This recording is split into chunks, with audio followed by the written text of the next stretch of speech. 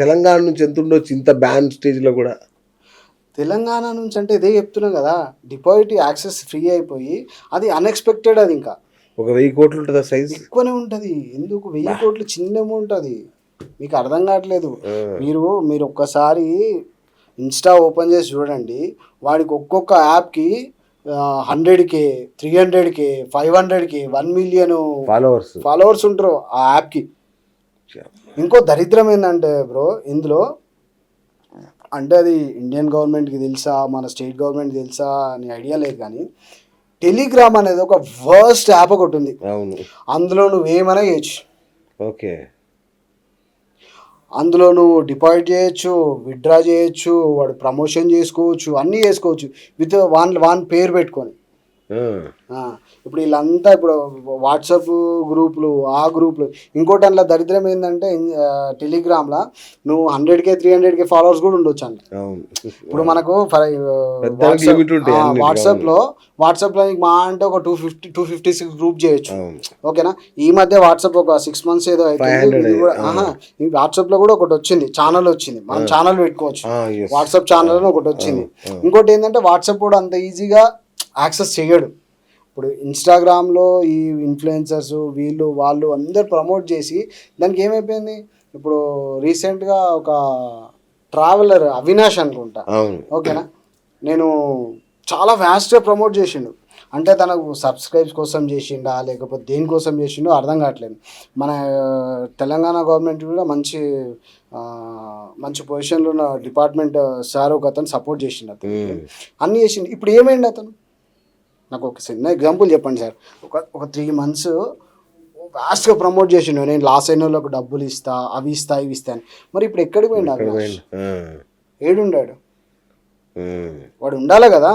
ఇప్పుడు నువ్వు ఒక పోరాటం చేస్తున్నా, నేను లాస్ అయిన వాళ్ళకి డబ్బులు ఇస్తా, అవి ఇస్తా, ఇవి ఇస్తాను మస్తు చెప్పిండు. మరి ఏమైంది? ఇప్పుడు చేయాలి కదా. ఇంకొకటి, వాళ్ళు బ్యాక్ ఎండ్లో నియంత్రిస్తారా? నిజంగా ఆడితే డబ్బులు వస్తాయా, లేదంటే బ్యాక్ ఎండ్లో వాళ్ళే డిజైన్ చేస్తారా? ఎవరికి డబ్బులు ఇవ్వాలి, ఎవరికి పడాలి, ఏ టైంలో ఆపాలి, ఇట్లా డిజైన్ అవుతుందా? అంటే అట్లా డిజైన్ అయ్యే సిస్టమ్ అయితే ఏం లేదు బ్రో. నీ ఇంటెన్షన్. ఇప్పుడు నువ్వు ఆపుకోవాలనుకుంటే ఆపొచ్చు. కాకపోతే ఏమైపోతుంది అంటే అది ఎడిక్ట్ అయిపోతారు. అవును, అది ఎడిక్ట్ అయిపోయి ఏం చేస్తారంటే, ఫర్ ఎగ్జాంపుల్ నీకు ఒక ఈఎంఐ కట్టేది ఉంటుంది, ఒక 34,000 ఉంటుంది. నీ అకౌంట్లో ఒక 10,000 ఉంటాయి ఫర్ ఎగ్జాంపుల్. ఆ 10,000 ఏం చేస్తాడు? ఈ 10,000 వేసి ఆడతాడు, అని 30,000 వస్తాయి. 30,000 వస్తే విత్డ్రా పెట్టాడు ఆడు 30,000 విత్డ్రా పెట్టుకొని ఆ 4,000 నువ్వు ఎవరినో ఫ్రెండ్నో ఎవరినో అడిగి తీసుకోవచ్చు. కానీ తీసుకోడు అట్లా. నాకు 35,000 కావాలంటాడు. ఆ 4,000 కోసము ఈ 10,000 కూడా పోగొట్టుకుంటాడు. ఇప్పుడు వస్తాయా అని అంటే అది చెప్పలేము. అది ఇప్పుడు ఏమైపోయిందంటే, ఇప్పుడు అయిపోయింది, అన్నీ అయిపోయినాయి. ఇట్లా ఆపడము, బ్యాక్ ఎండ్లో వేలో మానిటర్ చేయడం అనేది లేదండి. బెట్టింగ్లలో ఇప్పుడు స్లాట్స్ అనే ఒక గేమ్స్ ఉంటాయి. ఆ స్లాట్స్లో నీకు నియంత్రణ అనేది 0 అని నేను అనుకుంటున్నా, నా క్యాల్కులేషన్ ప్రకారం. కాకపోతే ఏంటంటే ఒక 100 స్పిన్కి నీకు ఒక 3-4 జాక్పాట్స్ ఇస్తాడు. కాదన్నా, నాకు తెలిసే హైదరాబాద్లోనే కొన్ని గ్రీన్ మ్యాచ్ స్టూడియోలు సీక్రెట్గా కట్టి బెట్టింగ్ యాప్స్ నడుపుతున్నట్టు నాకు తెలుసు. ఓన్లీ హైదరాబాద్ చుట్టుపక్కల జరుగుతుంది వ్యవహారం. మీరేమో ఏం జరగట్లేదు అంటున్నారు. అంటే మీకు ఒక ఎగ్జాంపుల్ చెప్పాలి బ్రో. ఇప్పుడు అంటే ఇవి చీటింగ్ యాప్స్? ఇవి చీటింగ్ యాప్స్. ఓకే. అంటే ఇప్పుడు ఫర్ ఎగ్జాంపుల్ నేను మీకు స్టార్టింగ్లో చెప్పా, ఏం చెప్పినా అన్న ఇవన్నీ దుబాయ్ నుంచి ఆపరేట్ అవుతాయి, కెనడా నుంచి ఆపరేట్ అవుతాయి, లేకపోతే లండన్ నుంచి ఆపరేట్ అవుతాయి అని నేను మీకు ఎగ్జాంపుల్ చెప్పిన. అది వాస్తవం. కాకపోతే వాడు దుబాయ్ నుంచి ఆపరేట్ చెయ్యాలి అంటే ఈ has to bank account in ఇండియానే కదా. మనకి ఇండియాలో అకౌంట్ ఉంటేనే కదా వాడు దుబాయ్ నుంచి ఆపరేట్ చేస్తాడు. దుబాయ్ అకౌంట్ పెట్టుకొని ఆపరేట్ చేయలేరు కదా ఇండియాలో. మన ఇండియన్ గవర్నమెంట్లో మనకు తెలిసిన పర్సనే కదా వాడికి యాక్సెస్ ఇవ్వాలి. ఇప్పుడు ఫర్ ఎగ్జాంపుల్ ఒక ఎల్ఐ ఉండు, ఆ ఎల్ఐ అకౌంట్ ఉంటేనే కదా మనం ఆ ఎల్ఐ అకౌంట్కి అమౌంట్ పంపిస్తామో వాడు అటు ట్రాన్స్ఫర్ చేసుకుంటాడు. ఇప్పుడు ఫర్ ఎగ్జాంపుల్ ఇవన్నీ ఆపరేట్ అయ్యేటి ఎక్కడి నుంచి అండి తెలుసా?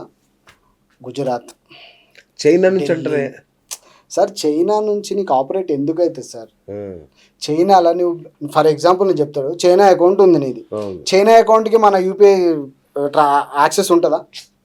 ఇప్పుడు మీరు చెప్పిన పద్ధతిలోనే ఇక్కడ ఒక అకౌంట్ పెట్టేసి అటు సెట్ చేసుకుంటారు. సరే ఏడున్నా చైనా యాప్స్ అని నేనైతే ఎప్పుడు చూడలేదండి. అచ్చా, ఓకే. నాకు ఈ 10 years ఎక్స్పీరియన్స్లో నేను వదిలేసిన కానీ చైనా నుంచి అయితే అవ్వదు. ఇప్పుడు చైనా వాడు వచ్చి ఇక్కడ నీకు మొబిలైజ్ చేసే అంత ఏముండదు. మన వాళ్ళే దుబాయ్లో నీకు ఆపరేషన్ స్టార్ట్ ఉంటుంది. అచ్చా. ఇప్పుడు యాప్ రెడీ చేసుకొని యాప్లోంచి డిపాజిట్స్ విత్డ్రాల్స్ ఇవన్నీ చైనా నుంచి ఎందుకు అవుతాయండి? ఓకే. చైనా వాడు ఎవడాడు, వానికి ఏం అవసరము? రైట్. ఒకసారి మీ గురించి మాట్లాడదాం. ఇప్పుడు అమెరికా ఎంబసీలో పనిచేసిన కాక చివరికి బెట్టింగ్ల బారిన ఎట్లా పడ్డాడు, ఎవరు చెప్పారు, ఏంటి అసలు దీని కథ? అంటే నేను ఎంబసీలో ఒక 4-5 years చేశాను థర్డ్ పార్టీకి, ఎంబసీ వర్క్ అంతా. దాని తర్వాత నేను ఇక్కడ హైదరాబాద్కి షిఫ్ట్ అయ్యాను. ఒక 5 years ఢిల్లీలో ఉన్నాను. 5 years తర్వాత ఇక్కడ షిఫ్ట్ అయ్యాక one of my friends movie తీస్తే అందులో కూడా ఒక 10 lakhs ఇన్వెస్ట్ చేశాను. అప్పట్లోనే అంటే 12-13 ఆ టైంలోనే ఇన్వెస్ట్ చేశాం ఒక 10-15 lakhs. దాని తర్వాత ఇట్లా అంతా ఫ్రెండ్స్ వీళ్ళంతా జాబ్ అన్ని ఆల్మోస్ట్ నేను చాలా జాబ్స్ చేశాను. తర్వాత నేను ఇప్పుడు జాబ్స్ మానేసి ఒక 15 years అవుతుంది నేను జాబ్ చేయడం మానేసిన. ఇట్లనే నా బిజినెస్లు అవి ఇవి ఇప్పుడు సీజనల్ బిజినెస్లు అవి ఇవి చేసుకుంటూ గెటిన్ అవుతున్నాం. అంతేగాని బెట్టింగ్ యాప్ అంటే నాకు ఒక 2012లో అనుకుంటా అండి, ఎగ్జాక్ట్లీ తెలియదు. 2012-13లో మా అక్క లండన్లో ఉంటుంది. అక్కడ ఇవన్నీ రోడ్ల మీద ఆడతారు, ఈ స్లాట్స్ గేమ్స్ ఇవన్నీ లండన్లో రోడ్ల మీద పెట్టుకొని మిషన్స్ ఉంటాయి అన్నమాట. మనం ఎంతైతే డిపాజిట్ చేసుకొని మిషన్లో డిపాజిట్ చేసుకొని మనం అంత టైం ఒత్తుకొని మనకు ప్రాఫిట్ వచ్చిందాక తీసుకొని వెళ్ళిపోవాలి. ఓకే. అట్లా లండన్, కెనడా వీళ్ళంతా కెనడా లండన్లో ఉన్నాయి. వన్ ఆఫ్ మై ఫ్రెండ్ మా బ్రదర్ సాఫ్ట్వేర్ కంపెనీ, ఆయన కూడా ఈ బెట్టింగ్స్ ఆడుతుండే. మా కజిన్ బ్రదర్ అవుతాడు. ఓకే. అన్ఫార్చునేట్లీ నేను ఒక 3 years బ్యాక్ తను చనిపోయాడు. ఎలా అది చెప్పండి మా ప్రేక్షకులు. ఆల్మోస్ట్ అంటే తన ఫైనాన్షియల్ ప్రాబ్లమ్సా తెలియదు, లేకపోతే ఇంట్లో ప్రాబ్లమ్సా తెలియదు, సూసైడ్ చేసుకొని చనిపోయాడు. కానీ అతని వల్లే నాకు ఈ బెట్టింగ్స్ యాప్ అనేది అలవాటైంది. అసలు బెట్టింగ్ యాప్స్ వల్ల మరణాల కారణం కూడా రీజన్ ఒకటే, ఫ్యామిలీకి తెలియకుండా ఆడతారు. ఎక్కడ తెలుస్తుందో, ఎక్కడ తెలిసిపోతుందో, ఎక్కడ అయిపోతుందో.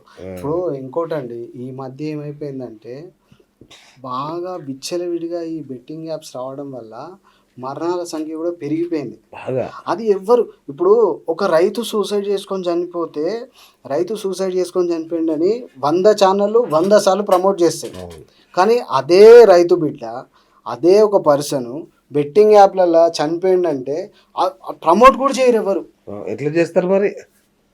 అరే వాడు వీరమరణం పొందాడా, వాడి లైఫ్ ఓకేనా, వాడి లైఫ్ చనిపోయిండు, వాడి ఒక 20 years 30 years ఉండందే వాడైతే ఒక నాలెడ్జ్ అయితే ఉండదు కదా. ఓకేనా. ఇప్పుడు ఇంట్లో ఫోన్లు ఇస్తారు.